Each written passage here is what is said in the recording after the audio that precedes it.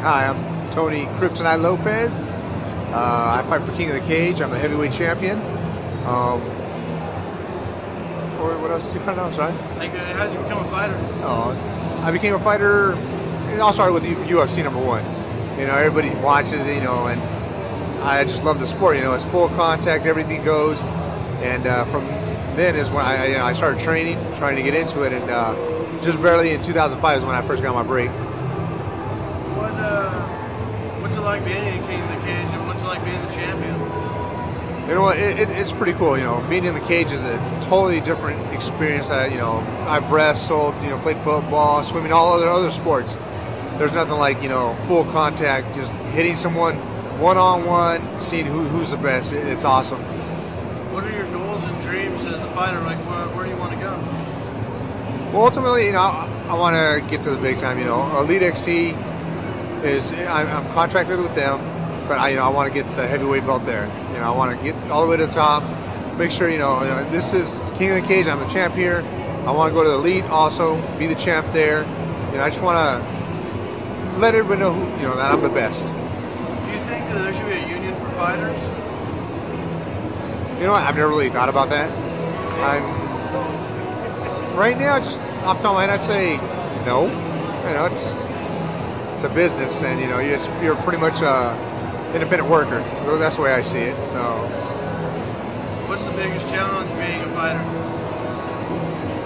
For me, the biggest challenge is actually getting opponents right now, because I've just started. I've started doing. I've done really good.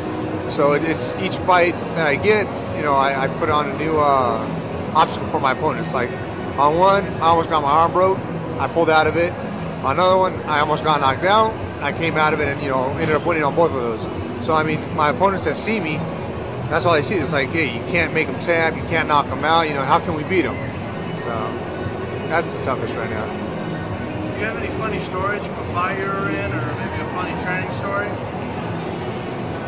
Funny stories. Off the top of my head, I can't think. I know I got a few, but just right now, off the top of my head, I can't think of one. Do you have a joke you can tell us? A joke? I suck at jokes. I'd probably mess it up. I know a few, but I'm bad at telling jokes. And where do you see mixed martial arts going in 5-10 years? You know what? I honestly see it taking over boxing. And boxing is an awesome sport, but in my opinion, it's too long of a sport. You go 12 rounds with someone, and big gloves. I mean, there's some good knockouts in boxing, some great boxing fights that I've seen. But MMA is like the pace is a lot quicker, more action. So I just see I see it taking the place of boxing. How long are you under contract with Elite XC for? Like, how many more fights? 2 more fights, and then after that, it's re-sign or go somewhere else. What other organizations interest you? Like, does UFC or Affliction interest you at all?